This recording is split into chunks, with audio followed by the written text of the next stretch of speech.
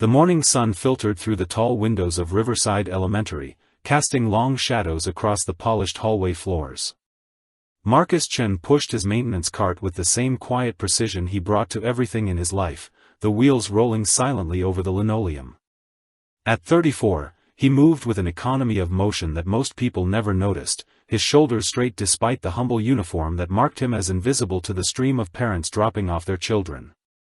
He paused at the main entrance, watching through the glass doors as luxury cars and SUVs formed their daily parade. Designer handbags swung from manicured hands as mothers in yoga pants and business suits hurried their children toward the school entrance. Marcus had learned to read the subtle hierarchies in their movements, the way certain parents clustered together while others walked alone, the unconscious way eyes slid past him as if he were part of the building's architecture. His radio crackled softly. Time to prep the gymnasium for the morning assembly. Marcus adjusted the cart's direction and began walking toward the east wing, his footsteps echoing in the empty corridor. The smell of fresh floor wax mixed with the faint aroma of cafeteria breakfast preparations, creating the unique scent that every school seemed to share. As he rounded the corner near the third-grade classrooms, Marcus spotted a small figure sitting cross-legged against the wall, a pink backpack beside her like a faithful companion. Lily looked up from her sketchpad, her dark eyes lighting up with the pure joy that 80-year-olds reserved for their favorite people. "Daddy," she said, scrambling to her feet with the coordination of someone still growing into her limbs. She held up her drawing, a careful rendering of a butterfly with wings that seemed to shimmer even in pencil graphite. "I finished it this morning before you left for work." Marcus knelt down to her level, his calloused hands gentle as he took the sketchpad. The butterfly was remarkable, each wing detailed with patterns that showed real artistic vision. Most adults would have dismissed it as a child's doodle, but Marcus saw the hours of careful observation that had gone into capturing the delicate creature. "This is beautiful, sweetheart," he said, his voice carrying the warmth that was reserved only for her. "You remembered everything about the monarch we saw in the park last weekend." Lily beamed, her smile revealing the gap where her left front tooth had recently fallen out. "Mrs. Peterson says we're going to study butterflies in science class next week. Maybe I can show everyone my drawing." "I'm sure she'd love to see it," Marcus replied, carefully handing back the sketchpad. "But right now, you should get to your classroom. The first bell will ring soon." She nodded and shouldered her backpack with the serious expression she wore when remembering important tasks. As she started toward her classroom, Marcus called softly after her. "Lily." She turned back, her head tilted in question.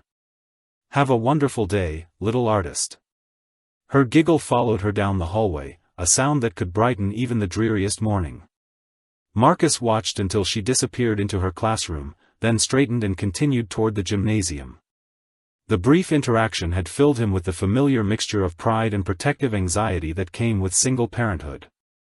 Lily was everything good and innocent in his world, and keeping her safe was the purpose that drove every decision he made. The gymnasium doors opened with a heavy thud, revealing the cavernous space where hundreds of children would gather in less than an hour. Marcus began arranging the folding chairs in neat rows, each movement economical and precise. His hands worked automatically while his mind wandered to the evening ahead.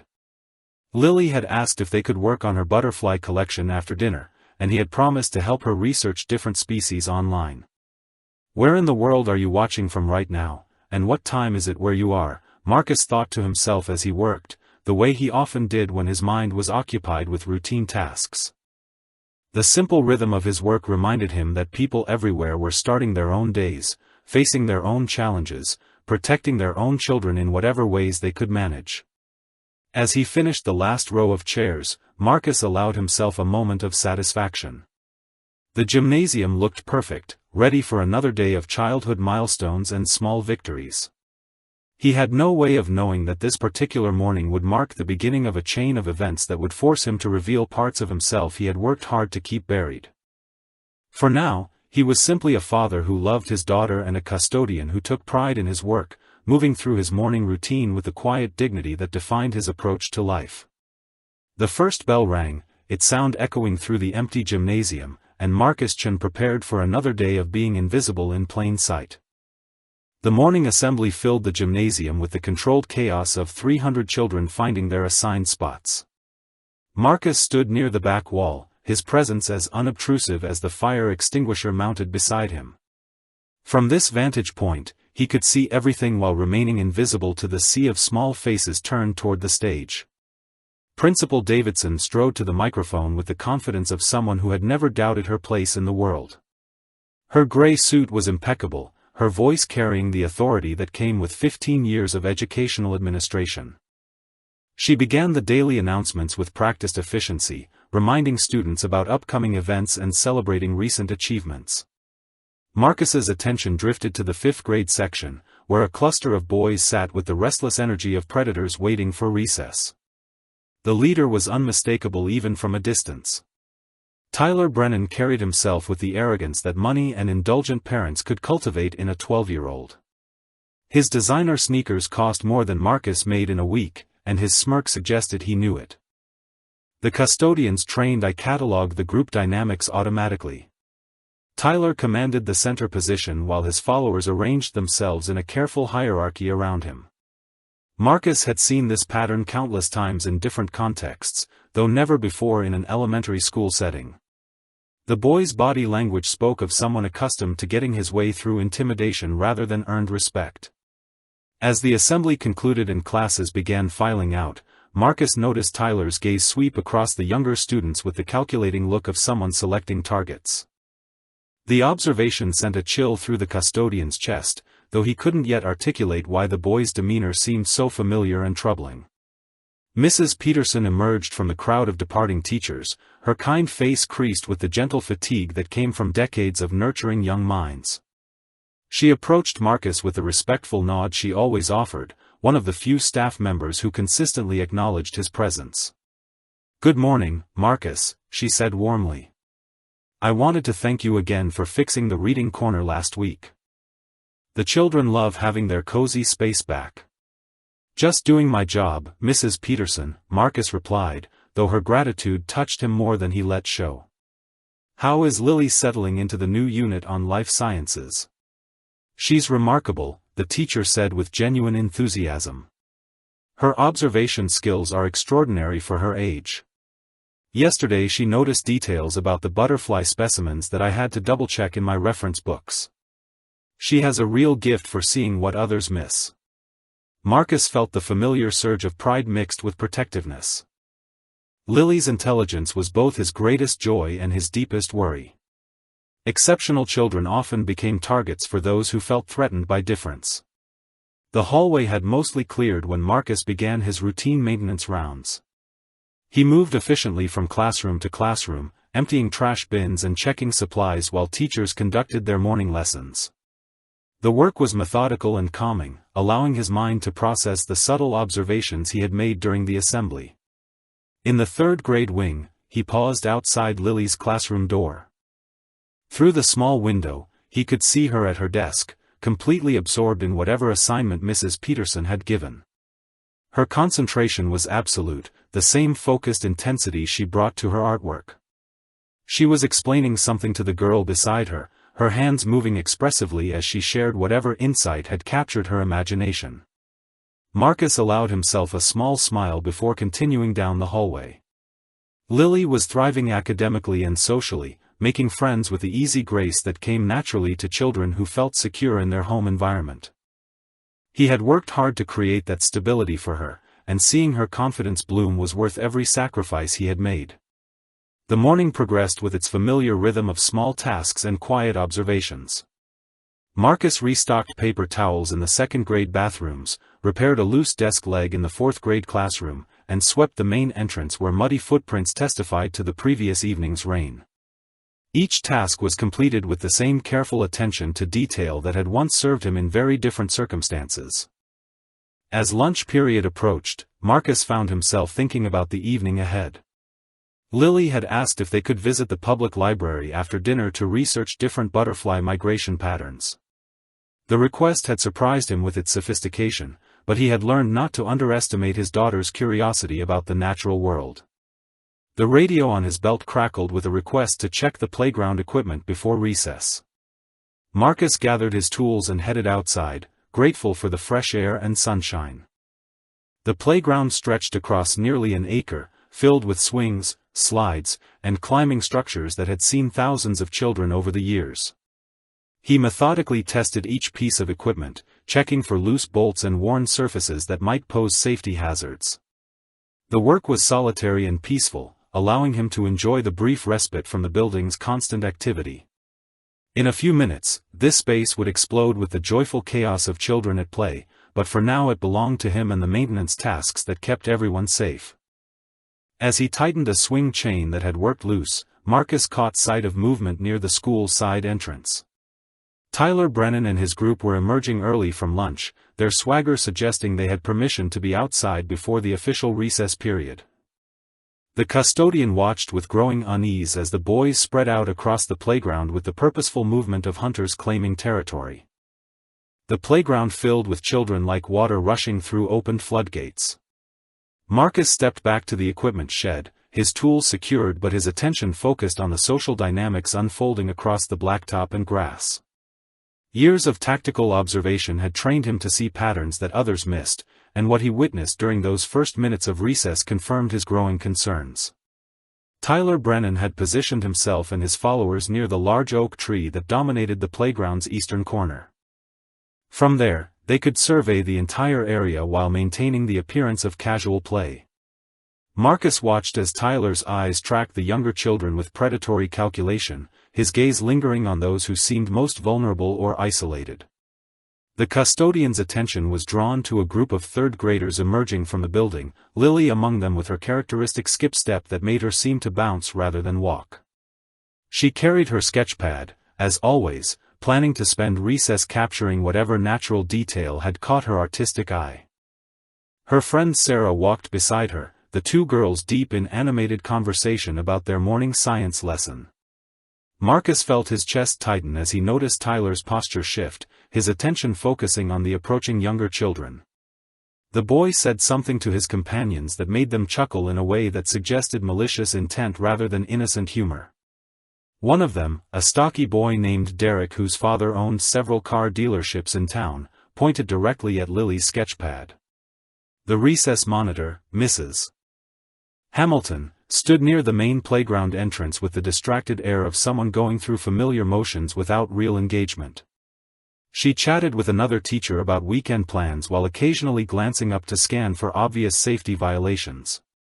Her supervision was cursory at best, focused on preventing physical injuries rather than monitoring the subtle social dynamics that could cause deeper wounds. Lily and Sarah found their usual spot beneath the smaller maple tree on the playground's western edge. It was a peaceful location, removed from the main areas of activity, where Lily could sketch while Sarah practiced the friendship bracelet techniques she had learned from her older sister. The two girls settled cross-legged in the shade, completely absorbed in their respective projects. Marcus began walking slowly along the playground's perimeter, his movement casual but his route designed to keep both groups within his line of sight.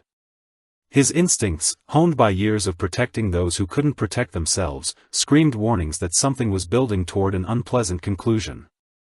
Tyler and his group had begun moving with the calculated casualness of a pack closing in on prey. They kicked a soccer ball in a lazy pattern that brought them steadily closer to where the younger girls sat. Their laughter carried an edge that made other children unconsciously give them wider berth, though none of the adults seemed to notice the subtle shift in playground atmosphere. From his position near the fence, Marcus could hear fragments of Tyler's conversation with his followers. The words weren't clearly audible, but the tone was unmistakably mocking.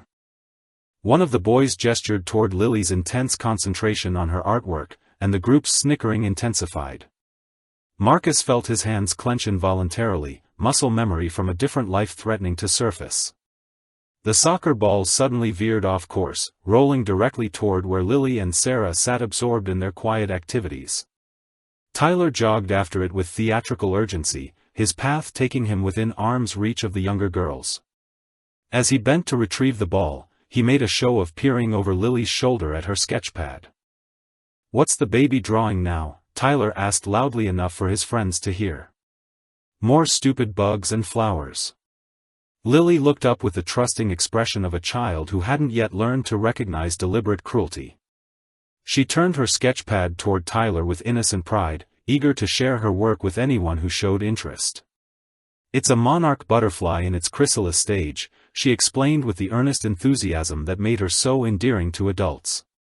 Did you know they completely dissolve their old body structure before rebuilding themselves with entirely new capabilities? Tyler's response was a harsh laugh that made Sarah instinctively move closer to her friend. Wow, that's really stupid, he said with calculated cruelness. Nobody cares about your dumb pictures of bugs. Maybe you should draw something normal for once instead of being such a weird little kid. The words hit Lily like physical blows. Her smile faltered and her eyes widened with the shocked hurt of someone experiencing targeted meanness for the first time. She clutched her sketchpad against her chest, suddenly self-conscious about the artwork that had brought her such joy moments before. Marcus felt something cold and dangerous stir in his chest. He began walking toward the group with measured steps, his movement controlled but purposeful.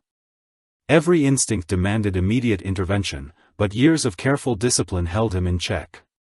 He needed to understand the full scope of the situation before acting.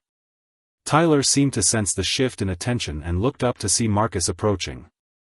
The boy's expression transformed instantly into innocent confusion, as if he had no idea why an adult might be walking in his direction. His followers scattered slightly, returning to their soccer game with unconvincing casualness. "Everything okay over here?" Marcus asked quietly, his voice carrying undertones that Tyler was too young to fully interpret but old enough to recognize as potentially dangerous. "Oh yes sir," Tyler replied with practiced politeness. "I was just asking about Lily's drawing. She's really talented." The boy's ability to shift personas so completely confirmed Marcus's assessment of him as genuinely dangerous rather than merely immature. This was calculated behavior from someone who understood how to manipulate adult perceptions while terrorizing those he deemed vulnerable. Lily looked up at her father with confusion and lingering hurt in her dark eyes. She wanted to explain what had really happened but lacked the vocabulary to articulate the difference between genuine interest and mocking cruelty. Instead, she simply nodded and tried to force her smile back into place. Marcus knelt beside his daughter, his presence a protective barrier between her and Tyler's continuing scrutiny. "That's a beautiful chrysalis, sweetheart," he said loud enough for everyone nearby to hear. "Your attention to detail is remarkable. I think Mrs. Peterson will be very impressed when you share this with the class." Tyler's jaw tightened almost imperceptibly at the praise, confirming Marcus's suspicion that the boy was motivated by jealousy and a need to diminish others in order to feel superior himself. The remainder of recess passed without further incident, but Marcus noticed the subtle changes in his daughter's behavior. Lily's usual animated chatter with Sarah had quieted to hushed whispers, and she kept glancing nervously toward where Tyler and his group continued their soccer game. Her sketchpad remained closed on her lap, the creative joy that normally drove her to capture every interesting detail now dampened by the sting of public humiliation. When the bell rang signaling the end of recess, Marcus watched the children file back into the building. Tyler made a point of walking past Lily and Sarah, his shoulder bumping against Lily's backpack with just enough force to send her stumbling slightly forward. To any adult observer, it would have appeared accidental, but Marcus caught the calculating look in the boy's eyes as he measured Lily's reaction. Lily said nothing about the incident, but her father noticed how she hurried to catch up with Sarah and how her shoulders remained tensed until they disappeared through the school's main entrance. Marcus felt the familiar weight of parental helplessness, the crushing responsibility of wanting to shield his child from every hurt while knowing that some lessons had to be learned through experience. The afternoon brought its usual routine of maintenance tasks and quiet observation. Marcus found himself paying closer attention to the social dynamics in the hallways, noting which children walked with confidence and which seemed to navigate the corridors with the careful awareness of prey animals. The patterns were subtle but unmistakable once you knew how to look for them. During his lunch break, Marcus sat in his small basement office and considered his options. His first instinct was to speak directly with Principal Davidson about Tyler's behavior, but he knew his concerns would likely be dismissed as overprotective parenting. The boy had been careful to maintain plausible deniability, and Marcus had no concrete evidence beyond his own observations and intuition. The afternoon pickup routine revealed more troubling signs. Marcus positioned himself near the main entrance, officially to monitor student safety but actually to observe the complex social interactions that played out as children waited for their rides. Lily stood quietly beside Sarah's mother, who had offered to include her in their carpool arrangement, but her usual cheerful demeanor seemed forced. Tyler emerged from the building surrounded by his usual entourage, his expensive backpack slung casually over one shoulder. His mother's silver Mercedes idled in the pickup lane, engine running and air conditioning humming. Mrs. Brennan sat behind the wheel scrolling through her phone, too absorbed in social media to notice her son's behavior or the effect it was having on younger children. As Tyler walked toward his mother's car, he made a deliberate detour past where Lily waited. "Hey bug girl," he said just loudly enough for his friends to hear but quietly enough to avoid adult attention.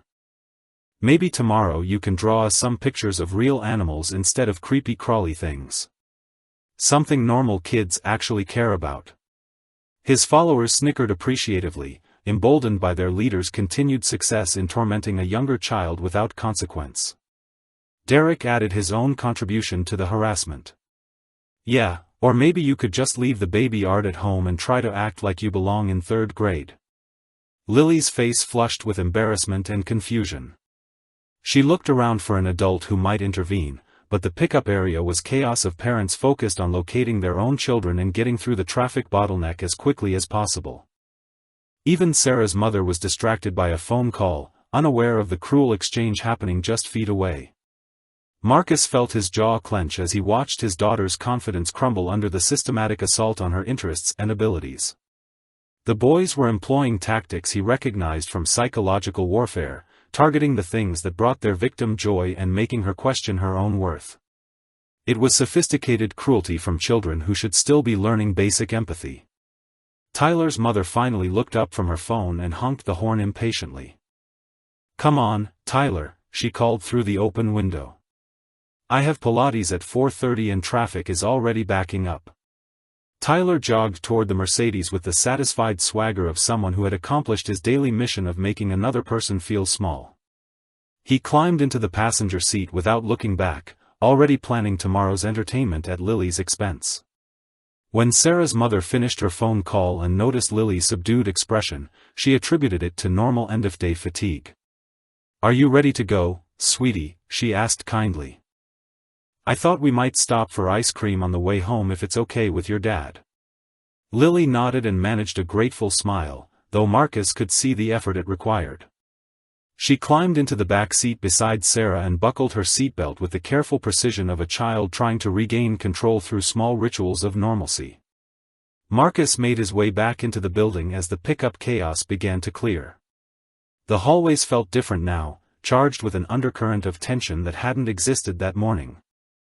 He understood that Tyler's campaign against his daughter was just beginning, and that the boy's careful manipulation of adult perceptions would make it difficult to address through official channels. In his basement office, Marcus sat quietly and considered his next steps. His military training had taught him the importance of gathering intelligence before taking action, but his paternal instincts demanded immediate intervention. He needed to find a way to protect Lily while teaching her to protect herself, all without escalating the situation into something that could have serious consequences for his employment and their family's stability. The fluorescent light hummed overhead as Marcus opened the small notebook he kept for work-related observations. He began documenting what he had witnessed, creating a record that might prove useful if the situation continued to deteriorate. Tyler Brennan was clearly intelligent and calculating, but he was still a 12-year-old boy operating within the limited scope of elementary school social dynamics.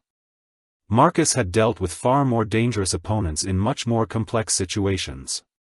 The challenge would be applying that experience appropriately to protect his daughter without revealing capabilities that he preferred to keep hidden. For now, he would watch and document, building a case while preparing for the possibility that more direct intervention might eventually become necessary. The school grew quiet around him as the last buses departed and the remaining staff finished their afternoon duties. Soon it would be time to collect Lily from Sarah's house and hear about her day, though he suspected she would not volunteer information about Tyler's continued harassment.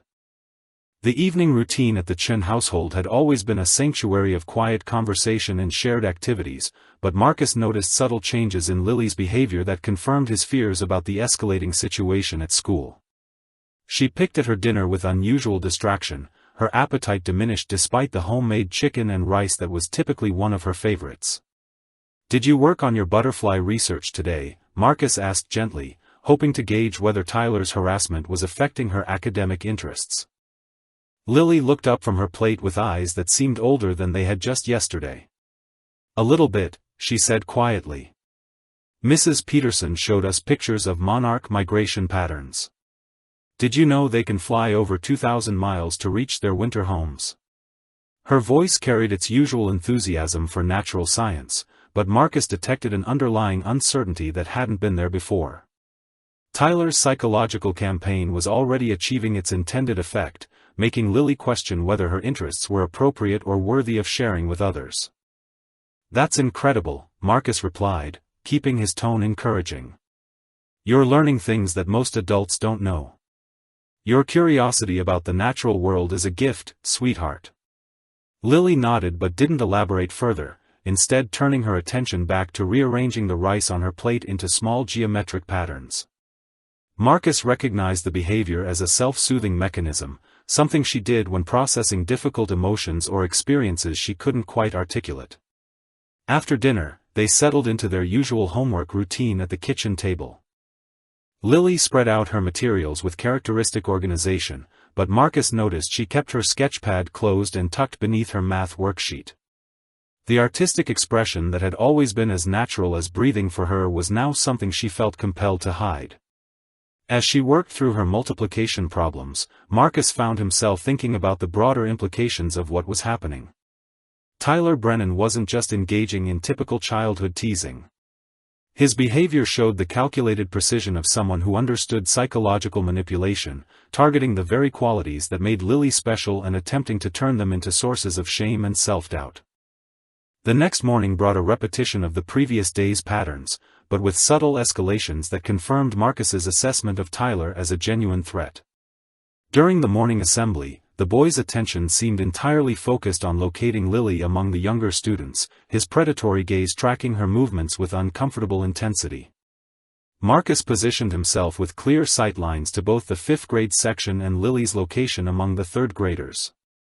He watched Tyler lean over to whisper something to Derek, both boys glancing toward Lily with expressions that promised unpleasant developments during recess. Mrs. Peterson approached Marcus after the assembly with the concerned expression of an educator who had spent decades learning to recognize when something was troubling a student. "I wanted to speak with you about Lily," she said quietly. "She seemed unusually withdrawn during our science discussion yesterday. When I asked if she wanted to share her butterfly observations with the class, she declined. That's very unlike her." The teacher's words confirmed what Marcus had already suspected. Tyler's harassment was achieving its intended goal of silencing Lily's natural confidence and enthusiasm. "Has she mentioned anything about problems with other students?" Marcus asked carefully. Mrs. Peterson shook her head slowly. "Not directly, but I've noticed she's been keeping her artwork hidden lately. Yesterday she quickly closed her sketchpad when some of the older students walked past our classroom. I'm wondering if someone has made her feel self-conscious about her interests." Marcus felt a surge of gratitude for this woman who paid close enough attention to notice the subtle changes in a quiet student's behavior. "I'll talk with her tonight," he said. "Please let me know if you observe anything else that concerns you." The morning progressed with Marcus paying even closer attention to the social dynamics throughout the building. During his rounds, he made note of Tyler's classroom location and the routes the boy typically used to move between different areas of the school. The custodian's tactical training had taught him the importance of understanding terrain and movement patterns when dealing with potential threats. Recess arrived with the same explosive energy as always, but Marcus noticed that Lily emerged from the building without her sketchpad for the first time in memory. She walked beside Sarah with forced casualness, but her eyes repeatedly scanned the playground for signs of Tyler and his group.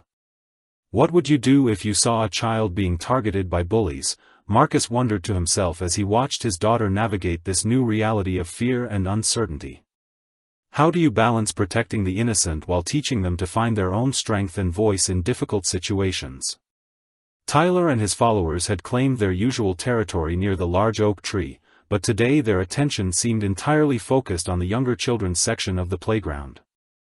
Marcus watched the group's body language shift from casual play to predatory alertness as Lily and Sarah settled beneath their preferred maple tree. The harassment began with seemingly innocent soccer ball retrieval missions that brought Tyler and his friends into closer and closer proximity to where the younger girls sat. Each approach was accompanied by loud commentary designed to be overheard without appearing directly confrontational. "Look at the bug girl sitting all alone without her stupid drawings," Tyler announced to his companions. "I guess she finally figured out that nobody wants to see pictures of gross insects and boring flowers." Derek added his own contribution with theatrical volume. "Yeah, maybe now she'll try to make some real friends instead of hanging out with creepy crawly things all the time." Lily's face flushed with embarrassment and anger, but she remained silent in the face of the systematic humiliation. Sarah moved closer to her friend in a gesture of solidarity, but both girls were clearly intimidated by the sustained attention from the older boys. Marcus felt his hands clench involuntarily as he watched his daughter endure the psychological assault. Every instinct demanded immediate intervention, but he forced himself to remain in position and continue observing. He needed to understand the full scope of Tyler's tactics before determining the most effective response. The recess monitor remained obliviously focused on preventing physical injuries rather than monitoring the emotional warfare playing out across the playground. Mrs. Hamilton chatted with another teacher about weekend plans while Tyler and his group continued their campaign of systematic harassment with increasing boldness. As the boys prepared for their next approach, Marcus made a decision that would prove to be crucial in the days ahead. He began walking slowly but deliberately toward the cluster of younger children, his movement casual but his positioning strategic. It was time to make his presence known as a protective force, even if he couldn't yet take direct action. Tyler noticed the custodian's approach and signaled his followers to return to their soccer game with practiced innocence.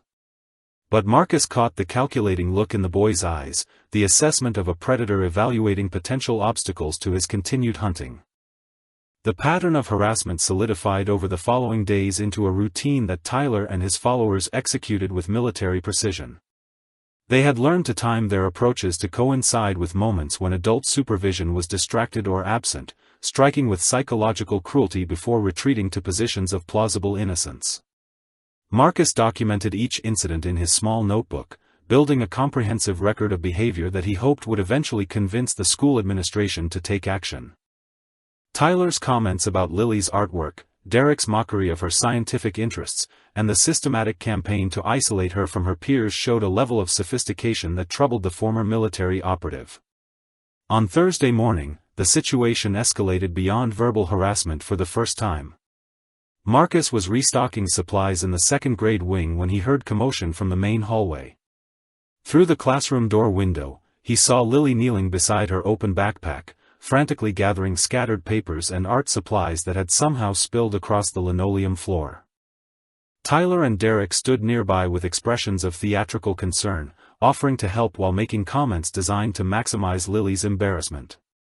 "Wow, you're really clumsy today," Tyler said loud enough for passing students to hear. "Maybe you should be more careful with your baby drawings so they don't get all messed up." Several of Lily's butterfly sketches had been stepped on during the apparent accident, leaving dirty footprints across her careful artwork. Marcus could see his daughter fighting back tears as she tried to salvage pages that represented hours of patient observation and artistic effort.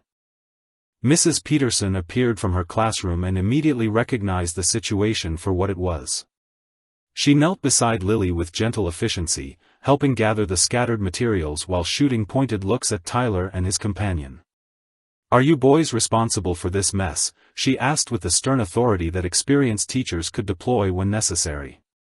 Tyler's response was a masterclass in manipulative innocence. "Oh no ma'am, We were just walking to the library when we saw Lily's stuff everywhere. We stopped to help her pick it up." Derek nodded enthusiastically, adding his own layer of false concern for the victim they had clearly targeted. Mrs. Peterson's expression revealed her skepticism, but without witnesses or concrete evidence, she had limited options for addressing the situation. She helped Lily organize her materials and offered to escort her to the nurse's office if she felt upset, but the damage to both artwork and confidence had already been accomplished. Marcus waited until the hallway cleared before approaching his daughter. Lily looked up at him with eyes that had lost much of their natural sparkle, replaced by the wariness of someone learning to navigate a hostile environment. "Some of my drawings got ruined," she said quietly, holding up a sketch of a monarch chrysalis that now bore the clear imprint of a designer sneaker. The custodian knelt beside his daughter and examined the damaged artwork with the same attention he had always given to her creative efforts. "This one can be cleaned up," he said gently, brushing dirt from the paper's surface. "And even if it couldn't be fixed, you have the knowledge and skill to create something even better. Nobody can take that away from you, sweetheart." Lily nodded, but Marcus could see that Tyler's campaign was achieving its intended effect. His daughter's natural confidence was being systematically undermined by someone who understood exactly how to target a sensitive child's vulnerabilities. During lunch, Marcus made the decision to request a meeting with Principal Davidson.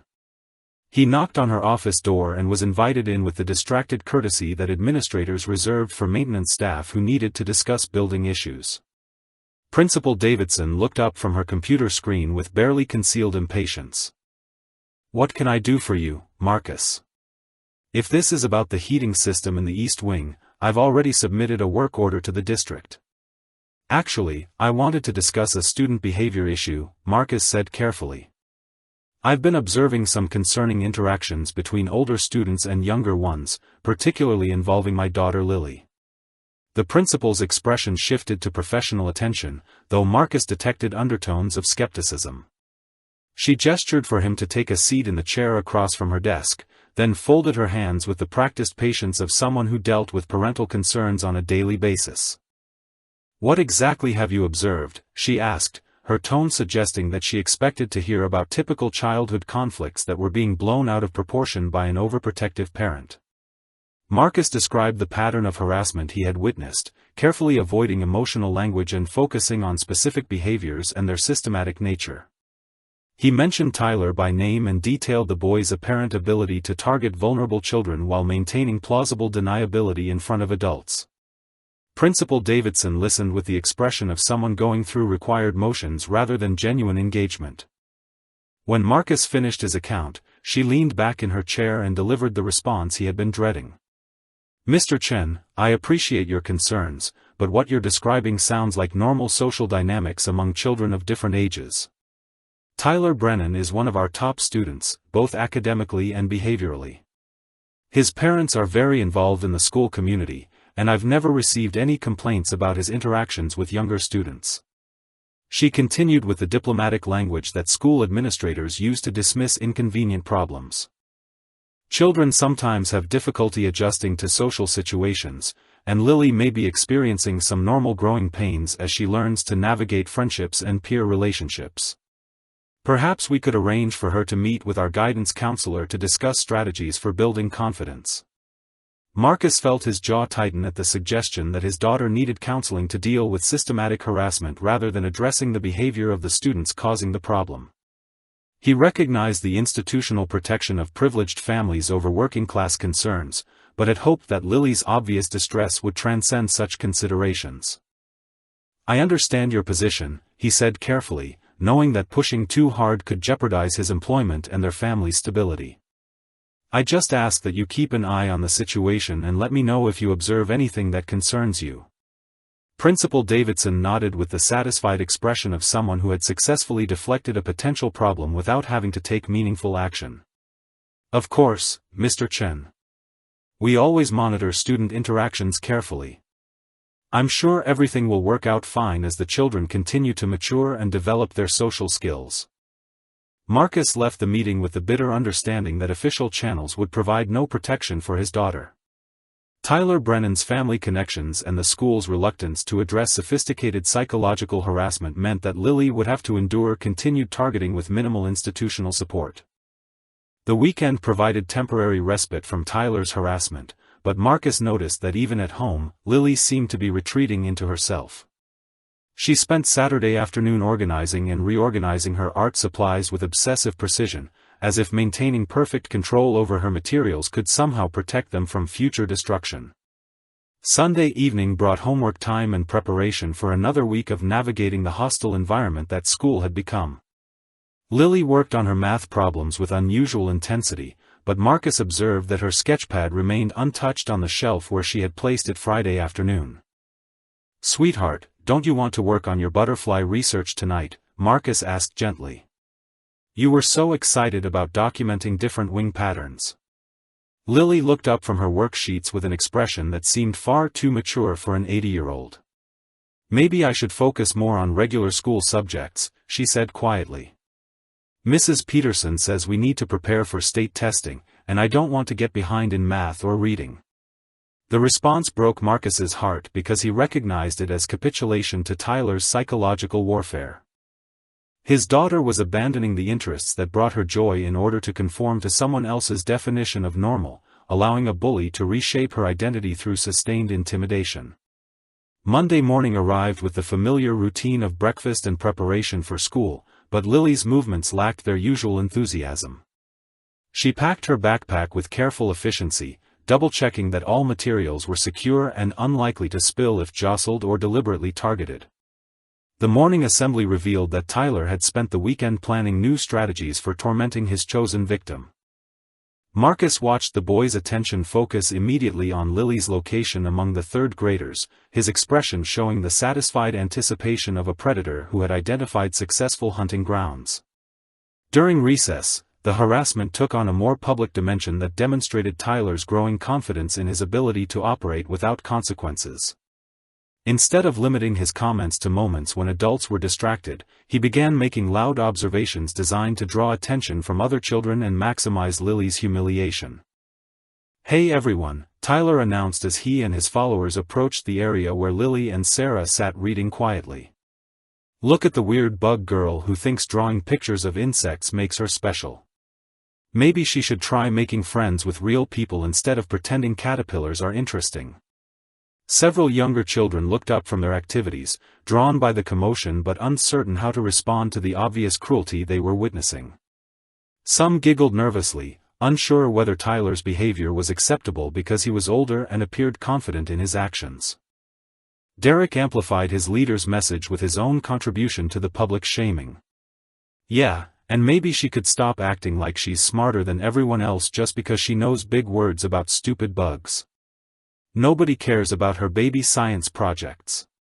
The systematic nature of the harassment was becoming impossible to ignore, but Marcus noticed that the recess monitor remained focused on preventing physical altercations rather than addressing the psychological warfare playing out across the playground. Mrs. Hamilton's attention was directed toward a group of fourth graders whose soccer game was getting too aggressive, leaving Tyler free to continue his campaign of intimidation. Lily's face flushed with shame and anger as other children stared at her with curiosity and pity. She clutched her book tightly and tried to focus on the pages, but Marcus could see that her hands were trembling with the effort to maintain composure under public scrutiny. Sarah moved closer to her friend in a gesture of loyalty that Tyler immediately recognized as an opportunity to expand his targeting. "Oh look, Derek, the bug girl found someone else who likes baby stuff. Maybe they can have a little club for weird kids who don't know how to act normal." The cruel laughter from Tyler's followers seemed to encourage other children to join in the mockery, creating a mob mentality that transformed isolated harassment into public humiliation. Marcus felt his control slipping as he watched his daughter become the focus of group ridicule orchestrated by someone who understood exactly how to manipulate social dynamics. From his position near the equipment shed, Marcus began walking toward the confrontation with measured steps that carried undertones of barely controlled authority. His movement was casual enough to avoid drawing unwanted attention from other adults, but purposeful enough to signal that the situation was about to change significantly. Tyler noticed the custodian's approach and prepared to deploy his usual tactics of innocent confusion, but something in Marcus's posture made him hesitate. The boy's predatory instincts recognized the presence of someone who might not be as easily manipulated as the other adults in his environment. What part of protecting innocent children resonates most with you? Marcus thought to himself as he closed the distance between himself and the group of harassers. How do you balance teaching bullies about consequences while ensuring that vulnerable targets don't suffer escalated retaliation for seeking help? As Marcus reached the edge of the confrontation, he positioned himself with clear sightlines to all participants while maintaining the appearance of routine playground supervision. His presence immediately shifted the dynamic of the situation, causing Tyler's followers to scatter slightly while their leader struggled to maintain his confident facade. "Is there a problem here?" Marcus asked quietly, his voice carrying undertones that made several children step back instinctively.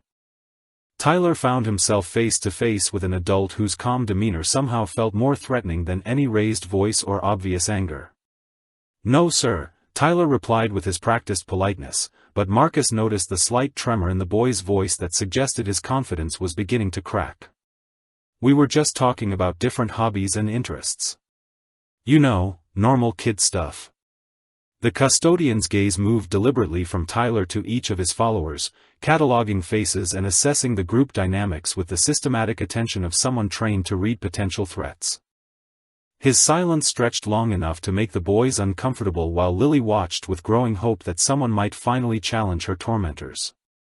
"That's good to hear," Marcus said finally, his tone remaining conversational while his eyes never left Tyler's face. "I'm sure you boys understand the importance of treating younger students with kindness and respect. The school takes a very serious view of any behavior that might make other children feel unwelcome or unsafe." Tyler nodded quickly, his usual arrogance replaced by uncertainty about this adult who seemed to see through his carefully constructed facade of innocence. The boys' followers had already begun drifting away from the confrontation, their pack mentality dissolving in the face of genuine adult scrutiny. Marcus knelt beside Lily and Sarah with the gentle attention of a father checking on his child's well-being. "How are you girls doing today?" he asked warmly. "Are you enjoying your book?" Lily looked up at her father with gratitude and relief, her confidence beginning to return in the safety of his protective presence. "It's about monarch butterfly migration patterns," she said with the first genuine enthusiasm she had shown in days. "Did you know they use magnetic fields to navigate thousands of miles to places they've never been before?" "That's fascinating, sweetheart," Marcus replied, his voice carrying genuine pride while his peripheral vision tracked Tyler's continued retreat. "Your knowledge about the natural world never stops amazing me."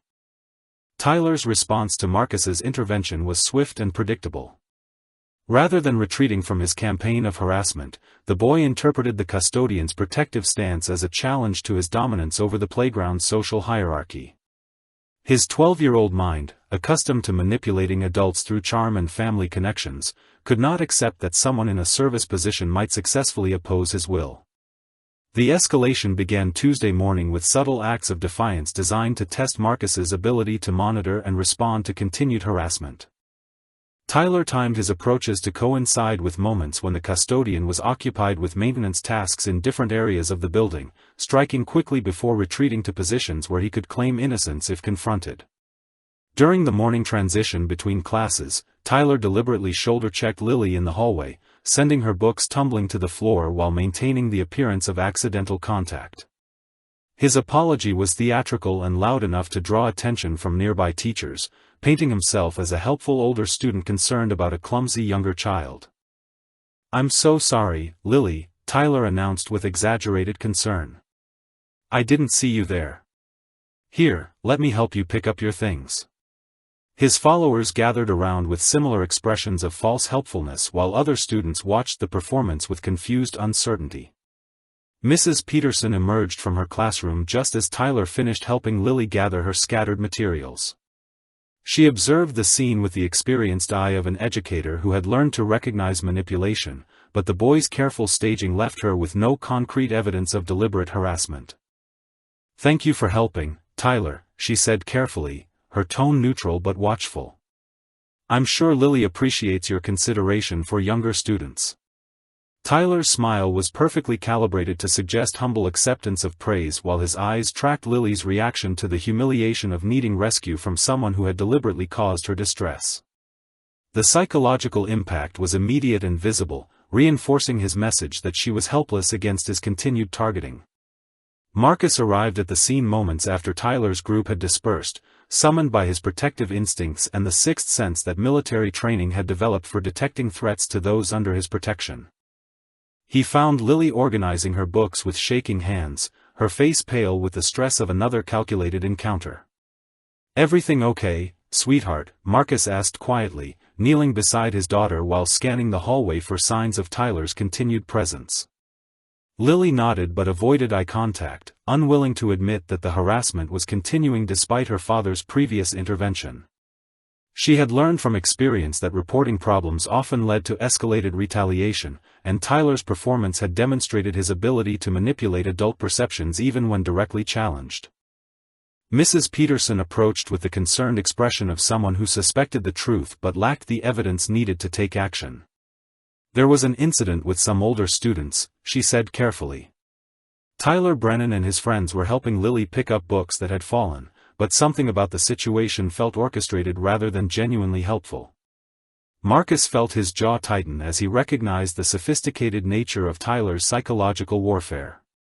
The boy was demonstrating his ability to harm Lily while simultaneously positioning himself as her benefactor, creating a double humiliation that reinforced his dominance while protecting him from adult intervention. "I appreciate you keeping an eye on things," Marcus said to Mrs. Peterson, his voice carefully controlled despite the anger building in his chest. "It means a lot to know that Lily has teachers who care about her well-being." The remainder of the morning passed without incident, but Marcus noticed changes in his daughter's behavior that confirmed his fears about the continuing harassment. Lily moved through the hallways with the hypervigilant awareness of someone expecting attack, her natural confidence replaced by defensive caution that broke his heart to witness. During lunch, Marcus made another attempt to address the situation through official channels, requesting a brief meeting with the guidance counselor to discuss strategies for helping Lily cope with social challenges. Mrs. Rodriguez listened with professional sympathy but offered only generic advice about building resilience and developing social skills. "These kinds of peer conflicts are very common at this age," she explained with the practiced tone of someone who had delivered similar reassurances countless times. "Children are still learning appropriate ways to interact with each other, and most situations resolve themselves naturally as kids mature and develop better communication skills." Marcus left the meeting with growing frustration at the school's unwillingness to recognize the systematic nature of Tyler's harassment. The boy's family connections and carefully managed public persona provided him with institutional protection that allowed his behavior to continue unchecked. The afternoon brought recess and another escalation in Tyler's campaign of psychological warfare. Having successfully demonstrated his ability to operate despite adult scrutiny, the boy grew bolder in his targeting of Lily and any younger children who showed her friendship or support. Tyler positioned himself and his followers near the swing set where Lily and Sarah had found temporary refuge from the playground's more chaotic areas. His approach was casual but purposeful, designed to appear coincidental while allowing maximum intimidation of his chosen targets. "Well, look who's hiding over here by themselves," Tyler announced with theatrical surprise. "I guess the bug girl finally figured out that normal kids don't want to hang around someone who's obsessed with creepy crawling things." Sarah moved protectively closer to Lily, her 80-year-old courage remarkable in the face of systematic bullying from older children. "Lily likes science and art," she said with trembling defiance. "There's nothing wrong with being interested in nature and learning about different animals." Tyler's laugh was calculated to be heard across a wide area of the playground, drawing attention from other children and maximizing the public humiliation of his targets. "Oh wow, Derek, did you hear that? The bug girl's friend thinks playing with insects is the same as real science. Maybe they should both go to kindergarten where people care about baby stuff like that." The cruel laughter from Tyler's followers encouraged other children to join in the mockery, creating the mob mentality that transformed isolated harassment into group persecution. Lily's face flushed with shame as she became the center of public ridicule, her interests, and abilities twisted into sources of humiliation by someone who understood exactly how to manipulate social dynamics. Marcus watched the confrontation unfold from his position near the school building, his hands clenching involuntarily as he witnessed his daughter's systematic destruction at the hands of a calculating predator. Tyler's escalation following direct adult intervention demonstrated that traditional approaches would be insufficient to protect Lily from continued targeting. The boy's behavior showed the hallmarks of someone who had never faced meaningful consequences for his actions, someone whose privilege and family connections had insulated him from accountability while teaching him that power could be wielded without responsibility. Marcus recognized that protecting his daughter would require strategies that went beyond official channels and conventional responses to bullying. The breaking point arrived on Wednesday afternoon during the final recess of the day, when Tyler's escalating campaign of harassment crossed the line from psychological warfare into territory that would demand immediate and decisive response. Marcus was completing routine maintenance on the playground equipment when he noticed Tyler and his followers gathering with the purposeful energy of predators who had identified an opportunity for maximum impact. Lily sat alone beneath her usual maple tree, Sarah having been kept inside to complete missed assignments. The isolation made her an perfect target for Tyler's most ambitious attack yet, and Marcus felt his protective instincts surge as he recognized the vulnerability of his daughter's position. Tyler approached with theatrical casualness, his followers spreading out in a loose semicircle that blocked potential escape routes while maintaining the appearance of coincidental positioning. The boy's confidence had grown beyond all reasonable bounds, fed by weeks of successful harassment and his apparent immunity to adult intervention.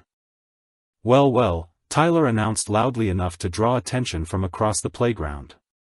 Look who's all alone today. I guess even your weird little friend got tired of pretending to care about your stupid bug drawings. Lily looked up from her book with the wariness of someone who had learned to expect cruelty from seemingly innocent interactions. She clutched her reading material tighter, using it as both physical barrier and psychological anchor against the anticipated assault on her interests and self-worth. Derek moved closer with the emboldened swagger of someone operating under Tyler's protection. Yeah, maybe now you'll finally understand that normal kids don't want to be friends with someone who acts like such a baby all the time. You should probably just stay by yourself since nobody actually likes you anyway. The words carried the calculated precision of psychological warfare designed to isolate the victim and destroy her confidence in forming future relationships. Marcus watched his daughter's face crumble under the assault, her 80-year-old mind struggling to process the deliberate cruelty of children who should have been natural allies and protectors. Tyler sensed his advantage and pressed forward with the killing blow of his campaign. You know what, bug girl, he said with theatrical concern. I think I should help you understand what normal kids actually care about. Maybe if someone threw away all your weird drawings and baby science stuff, you'd finally start acting like you belong in 3rd grade. The threat was unmistakable, and Lily's eyes widened with genuine fear as she realized that Tyler was planning to destroy the artwork and research materials that represented months of patient effort and creative expression. She hugged her backpack protectively, but the defensive gesture only encouraged Tyler's followers to move closer. Marcus felt something cold and dangerous stir in his chest as he witnessed the systematic terrorization of his daughter by children who had been taught that their privilege granted them the right to torment those they perceived as different or vulnerable. His military training provided numerous options for ending the confrontation, but his role as a father demanded more careful consideration of consequences and collateral damage. Tyler reached for Lily's backpack with the confident entitlement of someone who had never faced meaningful resistance to his will. The boy's expression showed genuine surprise when his intended victim pulled away from his grasp, her fear finally overridden by desperate protectiveness for her cherished possessions.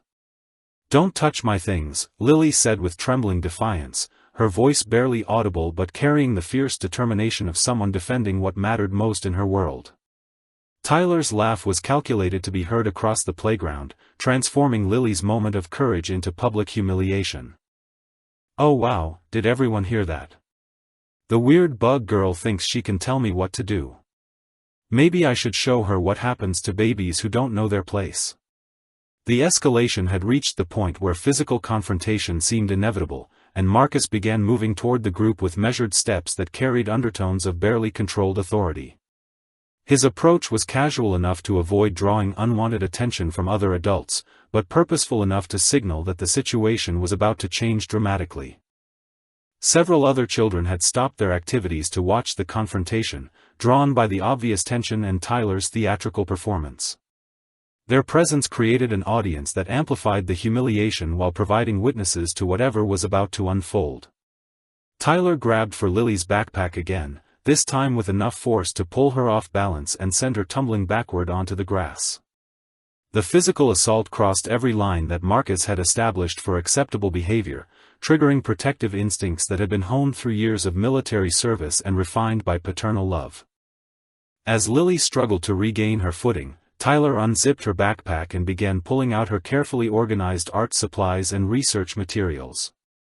Her butterfly sketches scattered across the ground while her colored pencils rolled in different directions, creating a scene of deliberate destruction that brought tears to her eyes.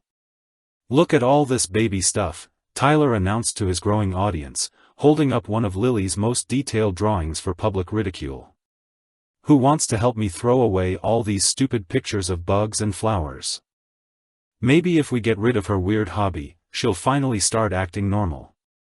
Derek eagerly joined in the destruction, grinding his heel into a sketch that had taken Lily hours to complete.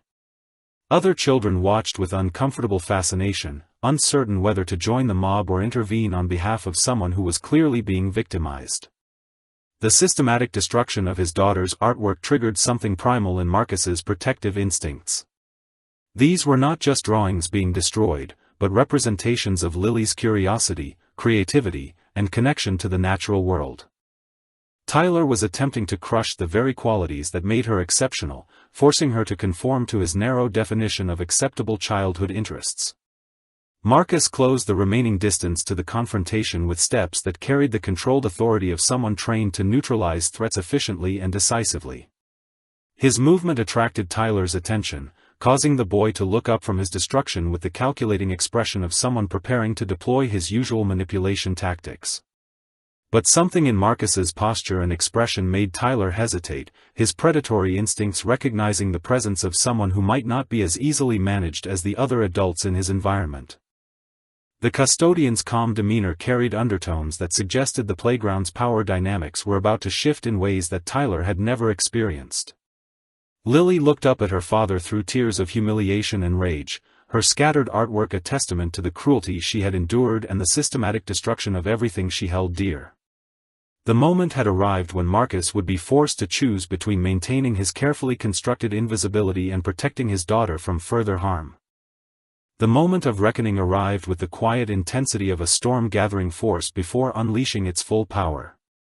Marcus reached the edge of the confrontation and positioned himself with the tactical awareness that had kept him alive through multiple combat deployments, his presence immediately shifting the atmosphere from playground harassment to something far more serious.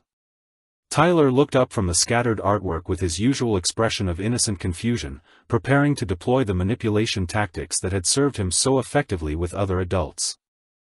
But when his eyes met Marcus's steady gaze, something in the custodian's demeanor made the boy's confident facade begin to crack.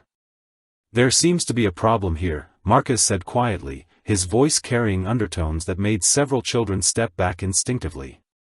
The controlled authority in his tone was unlike anything the playground had ever witnessed from the humble maintenance worker who usually remained invisible during recess periods. Tyler's followers recognized the shift in power dynamics and began drifting away from their leader with the survival instincts of pack animals abandoning a weakened alpha. Derek hesitated for a moment before joining the general retreat, leaving Tyler to face this unexpected challenge without his usual support network. "No problem at all, sir," Tyler replied with practiced politeness, but his voice carried a tremor that revealed his growing uncertainty. "We were just helping Lily organize her art supplies. They got scattered somehow and we wanted to make sure she didn't lose anything important." Marcus knelt beside his daughter with movements that combined paternal gentleness with the controlled precision of someone trained in close-quarters combat. His hands were steady as he began gathering the scattered drawings, each motion economical and purposeful while his peripheral vision tracked every member of Tyler's group. "These are beautiful sketches, sweetheart," Marcus said warmly, his voice carrying genuine pride while his eyes never left Tyler's face. Your observation skills and artistic talent are remarkable. Anyone who would deliberately damage such careful work would have to be either very ignorant or very cruel. The indirect accusation hung in the air like a challenge, forcing Tyler to choose between retreating or escalating the confrontation with an adult who clearly saw through his carefully constructed facade of innocence. The boy's entitled upbringing had never prepared him for this moment of accountability. Lily watched her father with growing amazement as she recognized qualities in his demeanor that she had never seen before. The quiet man who read her bedtime stories and helped with homework was revealing layers of controlled strength that transformed him into someone entirely different yet completely familiar. Tyler made the mistake of interpreting Marcus's calm demeanor as weakness rather than restraint. Maybe Lily should be more careful with her stuff, he said with calculated insolence. If she's going to bring baby drawings to school, she should probably keep them somewhere safe instead of leaving them scattered around for people to accidentally step on. The response revealed Tyler's fundamental miscalculation of the situation.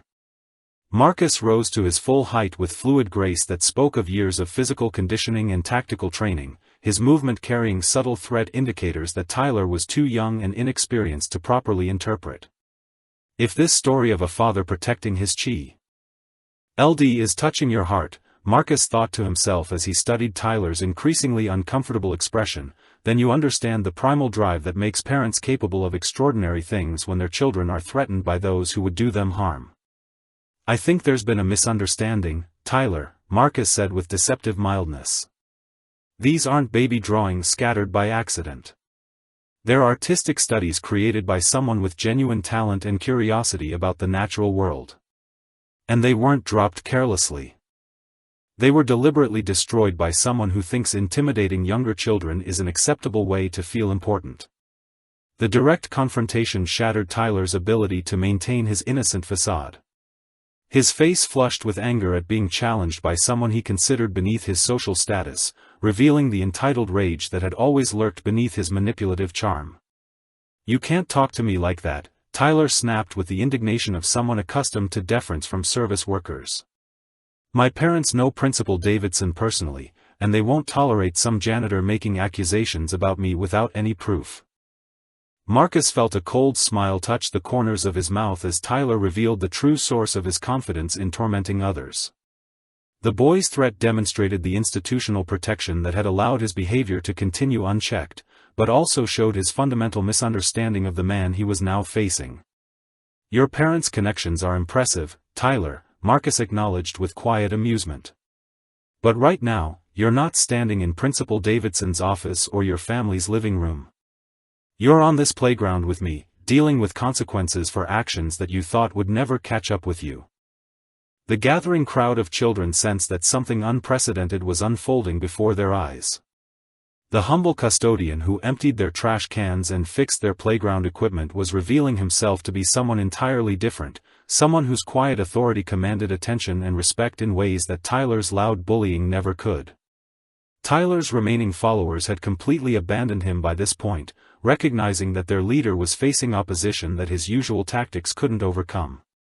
The boy found himself isolated and exposed, forced to confront an adult who refused to be intimidated by family connections or social status.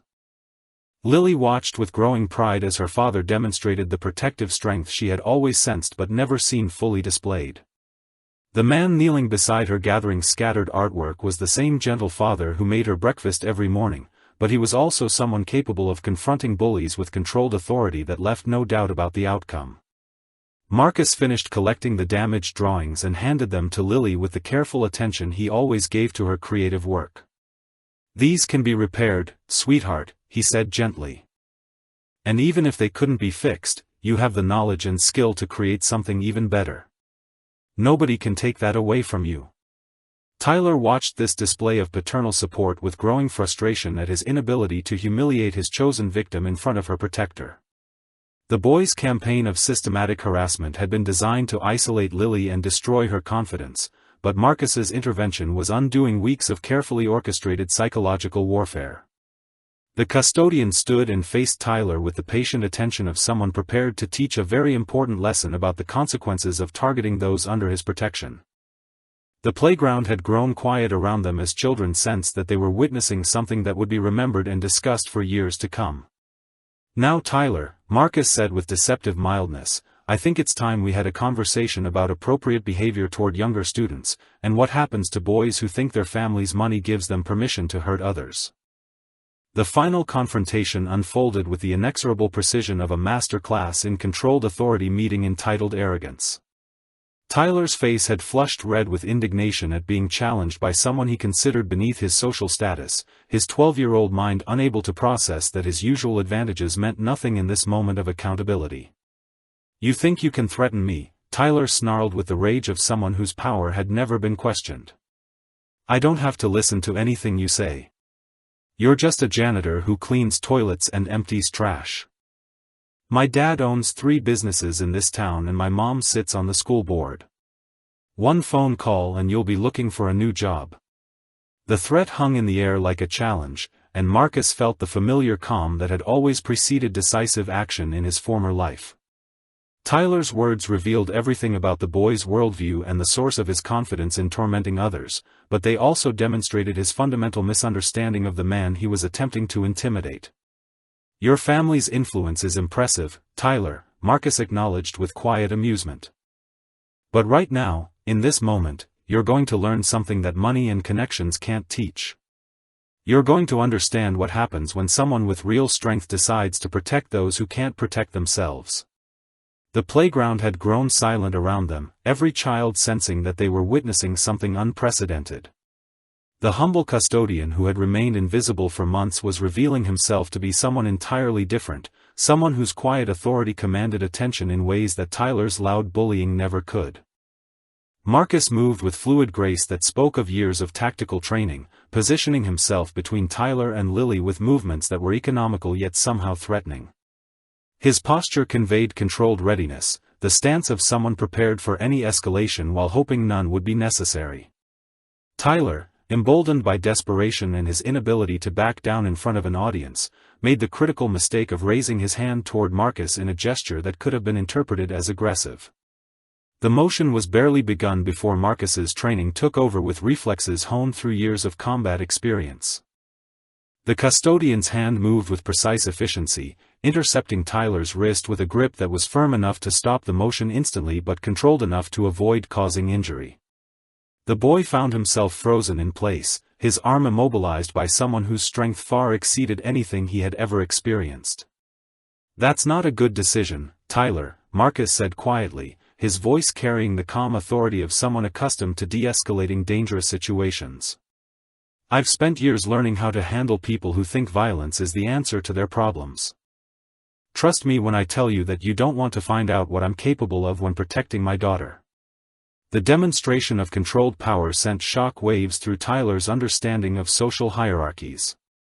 This wasn't the submissive service worker he had expected to intimidate with family connections. This was someone with capabilities that Tyler's privileged upbringing had never prepared him to encounter or understand. "Let me go," Tyler demanded, but his voice had lost its confident arrogance and now carried undertones of genuine fear. "You can't touch me. I'll tell my parents and Principal Davidson. You'll be arrested for putting your hands on a student." Marcus maintained his grip with the patient attention of someone teaching a crucial lesson about the difference between real strength and perceived power. "Tyler," he said with deadly calm, "you've spent weeks terrorizing my daughter because you thought your family's money made you untouchable. You've destroyed her artwork, humiliated her in front of other children, and tried to crush her spirit because she's different from what you consider normal." The words carried the weight of accumulated observation and controlled anger, each accusation precise and undeniable. Tyler's followers had completely abandoned him by this point, recognizing that their leader was facing consequences that his usual protection couldn't prevent. "Now you're learning what happens when someone with real training and genuine strength decides that your behavior is unacceptable," Marcus continued, his grip never tightening but never relaxing. "I served 3 tours overseas protecting people who couldn't protect themselves. I've dealt with actual threats and real danger. A spoiled 12-year-old who thinks cruelty makes him important is not even a minor inconvenience."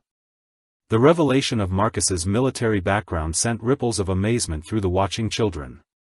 The quiet custodian who fixed their playground equipment and cleaned their classrooms was revealing himself to be someone who had served his country in ways that commanded instant respect and fear. Tyler's face had gone pale as he realized the magnitude of his miscalculation. The man holding his wrist with effortless control wasn't just an angry parent or frustrated employee. This was someone with training and experience that made Tyler's threats and family connections seem pathetically inadequate. Mrs. Peterson emerged from the school building and stopped short at the scene unfolding on the playground. Her experienced eye immediately assessed the situation and recognized that something significant was happening between the quiet custodian and the boy who had been tormenting his daughter for weeks.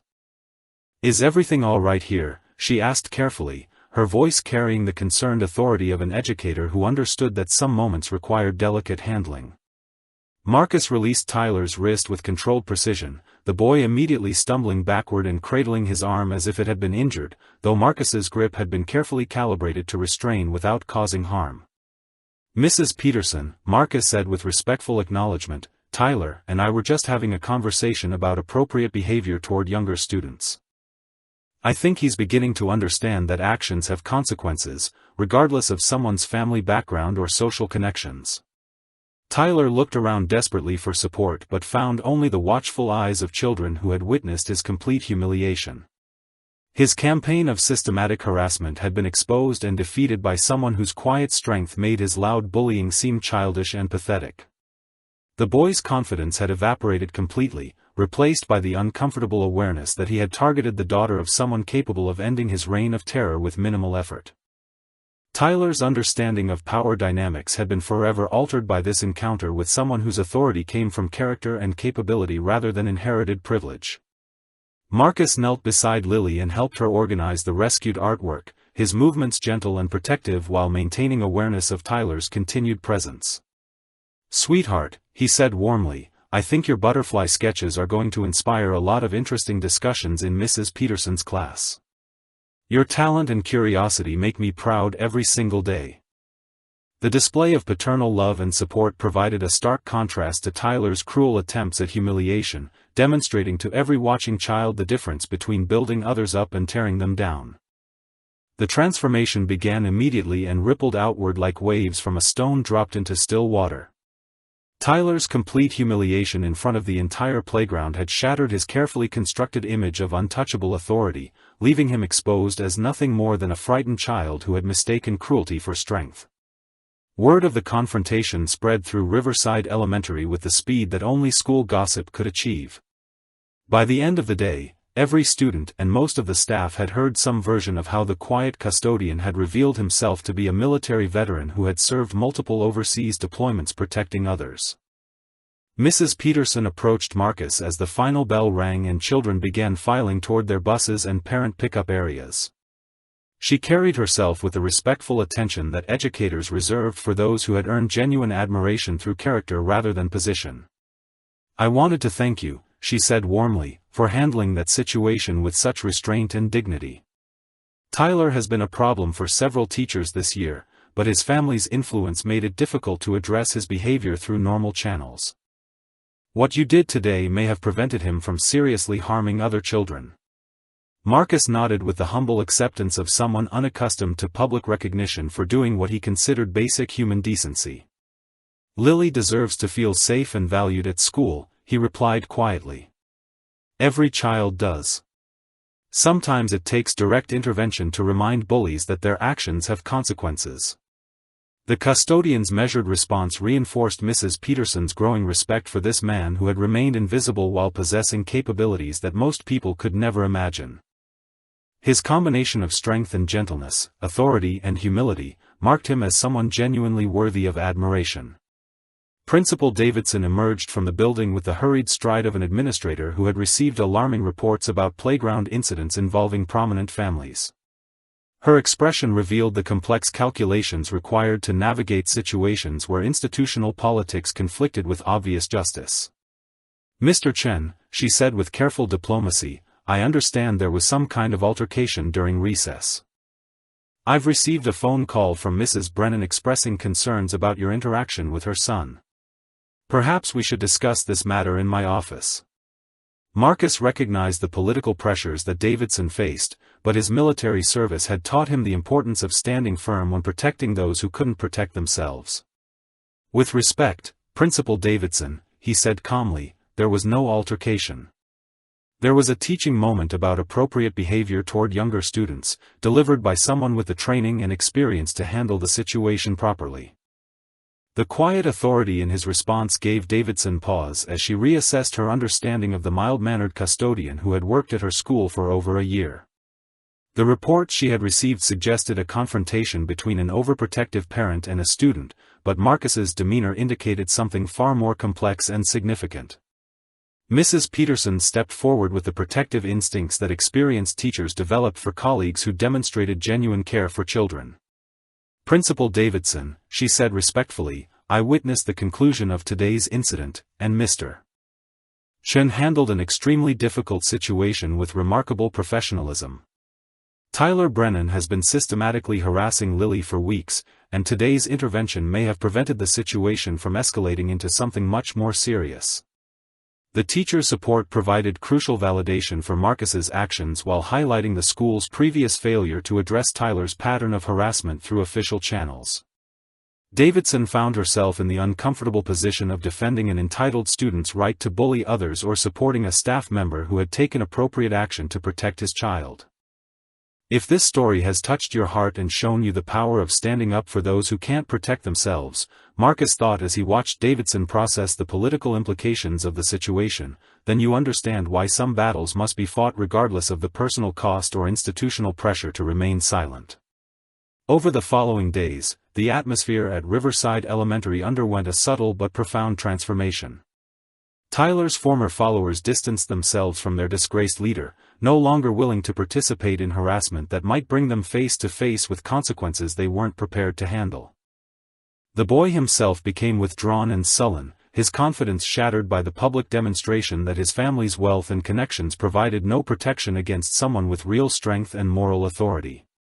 Tyler's reign of terror had ended not through official intervention but through the decisive action of someone who refused to allow cruelty to continue unchecked. Lily blossomed in the new environment of safety and respect that Marcus's intervention had created. Her natural confidence returned as she realized that her interests and abilities were worthy of protection and celebration rather than ridicule and destruction. She began sharing her butterfly research with classmates who expressed genuine curiosity rather than mocking dismissal. Mrs. Peterson invited Lily to present her migration studies to the entire third grade, providing a platform for the child to demonstrate the knowledge and artistic skill that Tyler had tried so hard to crush. The presentation was met with genuine enthusiasm from students who had witnessed her father's protective strength and understood that her differences were sources of value rather than targets for harassment. Marcus returned to his routine maintenance duties with the same quiet efficiency he had always shown, but his interactions with staff and students carried a new dimension of respect and recognition. Teachers who had barely acknowledged his presence before now greeted him with genuine warmth, understanding that his humble role masked capabilities and character that commanded admiration. The custodian's intervention had created ripple effects throughout the school community, establishing new expectations for how differences should be treated and demonstrating that protective strength could emerge from unexpected sources when children needed it most. During the evening routine that had always been their sanctuary, Lily approached her father with the sketchpad that had remained closed since Tyler's campaign began. She opened it to reveal a new drawing, more detailed and confident than anything she had created before. "It's a monarch butterfly emerging from its chrysalis," she explained with renewed enthusiasm. Mrs. Peterson says the transformation process is called metamorphosis, where something completely changes into what it was always meant to become. Marcus studied the artwork with the attention he had always given to his daughter's creative expressions, but now he recognized deeper layers of meaning in her choice of subject. "Beautiful work, sweetheart," he said warmly.